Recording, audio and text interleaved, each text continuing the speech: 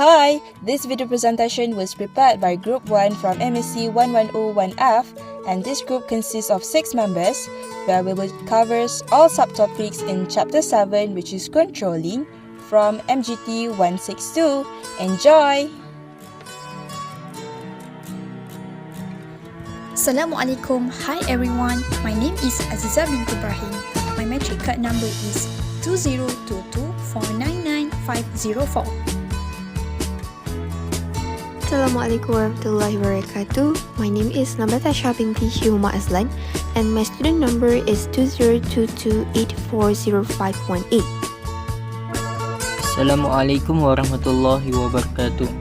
My name is Muhammad Adam Irfan bin Zailani. My matrix number is 2022620074. Hi, my name is Shakira binti Zainal and my matrix number is 2022811606. Hi, Assalamualaikum. My name is Muhammad Hisham bin Muhammad Azmi. My matrix number is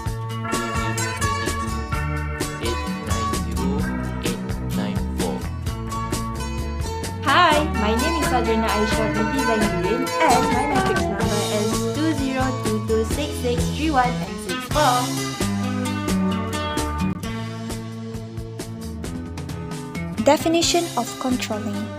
Controlling is a way for managers to develop standards, regulate organizational activities, and compare ongoing performance, and take steps to ensure actions are taken appropriately to conform to expected organizational standards and goals. There's a two types of example of control activities in an organization. The first one is quality control or QC. QC is a procedure or a set of procedures intended to ensure that a manufactured product or performed service adheres to a defined set of quality criteria or meets the requirements of the client or customer. The second one is audition. Audition can be defined as a systematic check or examination, analysis, and evaluation of financial statements, records, operation and administration of an organization to determine adherence to the general principles of accounting, management, policies, rules, and procedures. Feedback from the control process might signal the need to reorganize, provide more training to employees, clarify communications, increase leadership influence, improve the timeliness of deliveries, enhance the quantity and quality of products, and so on. As you can see on the screen, I'd like to concentrate on the importance of controlling. So firstly, assess the management process. As it's generally known that management is an ongoing process and also a controlling activities provide the critical link back to planning, which means in order to run things successfully, you need to control and plan well. This will help them or the managers to be able to know whether the organizational goals are being met and the reason why they are or they aren't being met. Next, I'll focus on deal with change or uncertainty. As we know, the future is unknown, which is uncertain and always changing. And that's what the organizations deals with. For instance, changes in customers' taste and preference, advancement in technology, compliance with new regulations and new norms. So by developing control systems, managers are able to monitor specific activities and react quickly to significant changes in the environment. And then we'll consider on the deal with complexity. As a manager, we will always expect the organization will continuously grow in size and diversity, and they will become more complex. These big organizations will bring you to having more employees who use formal channels of communication and advanced technology. This is an evidence that control is needed to coordinate these activities and accomplish the desired results. Let's now move on to deal with human limitations. Organizations are made up of employees who are also humans that may make mistakes such as making wrong decisions, filling wrong orders, and making inaccurate forecasts. Thus, controlling helps to spot those mistakes. Finally, help delegation and decentralization to run smoothly. With an effective control system, it can provide information and feedback on the performance of employees to whom managers have delegated authority. So to summarize, controlling is actually an important step in an organization. Process of control. There is 5 steps in process of controlling. The first step is set performance standards. Second step is measure actual performance. Third step, compare the actual performance with standards. Fourth step, take corrective action. And lastly, periodically repeat step number 2 to number 4.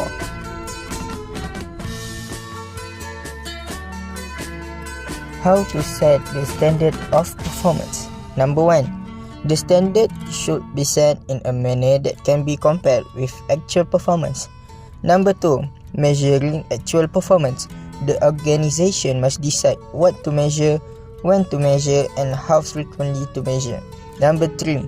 Compare actual and standards. Determine if actual and standard performance in an acceptable limit. And number 4. Respond to the deviation. If a deviation from performance is unacceptable, one must take corrective action. If it is acceptable, then the correction is not necessary for us to do. Next, I will explain the types of control. There are 3 types of control: preventive control, concurrent control, and corrective control.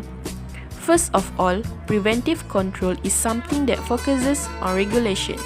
Preventive controls, also commonly referred to as controls, are implemented and intended to prevent incidents from occurring. Therefore, the management will establish a division of duties for each employee in various systems such as approvals, policies, procedures, barriers, and other physical security measures. These preventive controls are implemented to eliminate potential causes of impact. From a quality standpoint, preventive controls are essential because they are proactive and focused on quality. Next is concurrent control, also known as detective control, screening control, or yes or no control.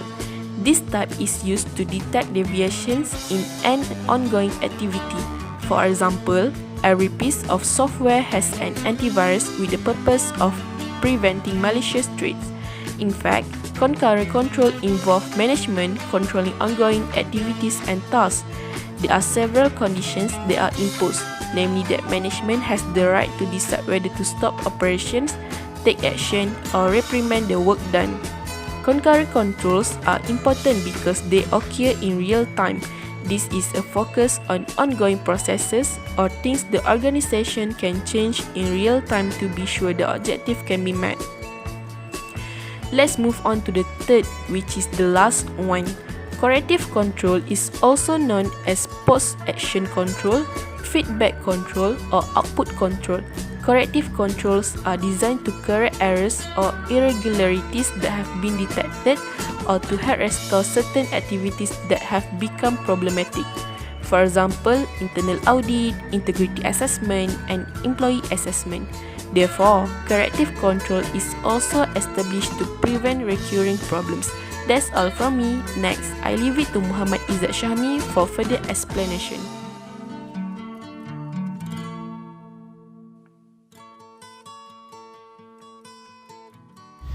Characteristics of effective control tend to have a certain characteristics in common. First, utilize all in the control process. Standards of performance must be set. Measurements of actual performance must be taken. Comparisons of standards be made and to take corrective action when necessary. Omitting one of these steps would make the system ineffective. Second, timeliness in feedback reporting. Must have timely information. Information should be conveyed timely to allow employees to corrective action for any deviation. Outdated information will cause serious effect on the company's performance. Third, composed of objective and subjective measures. Is fact-based, measurable, and observable. To be effective, A manager must be able to blend quantitative and qualitative performance measures. For the examples, evaluations of employees' performance on standards like working hours, productivity, and efficiency, as well as employee self-evaluation. Fourth, understood and accepted by a diverse workforce. A control mechanism has to be simple enough to understood. A good control system also need to be understood by a diverse workforce so they can act effectively to achieve the standard set. Complex instruction and complicated mechanism will only result in frustration and unnecessary mistake. Lastly, related to the organizational strategy, effective when the activities and control techniques are managed properly in accordance with organizational strategy and plan goals. The control system must be suitable to the needs of an organization, conform to the nature and needs of the job and the area to be controlled. For the examples, other department will use different control system from the other department. And I'll be explaining barriers of controlling. There's 5 of it, which is game playing, operating delays, negative attitude, over control, and under control. Game playing is when manipulating resources usage. Facts may be tempered because of control actions, and resources utilization may be manipulated. Reports that are overemphasized may also contain materials that has been fabricated to make the reports appear more impressive on paper. Next, operating delays in terms of mechanicals and technicals issue. A company may place too much focus on some factors such as the volume of product to be generated rather than the output's quality. When an issue arises, the output rather than the employee receive an improper amount of attention.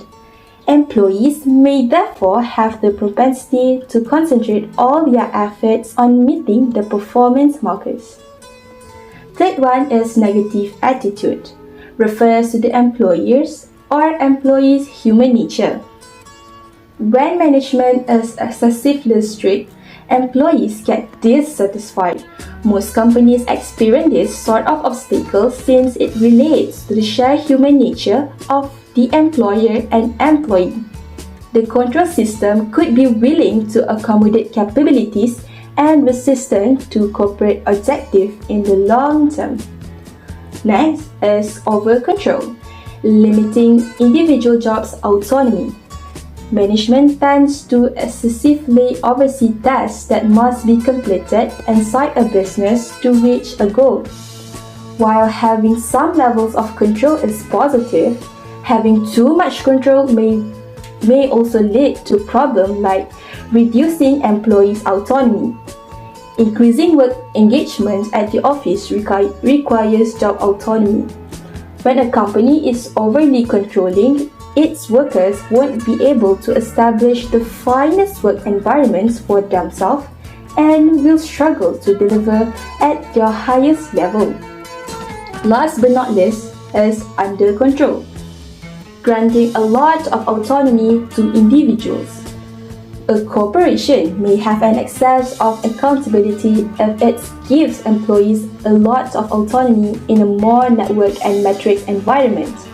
Employees are therefore subject to a wide range of requirements, expectations, and regulations.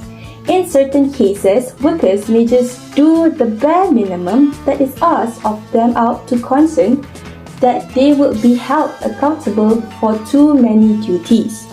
That's all from us. Thank you.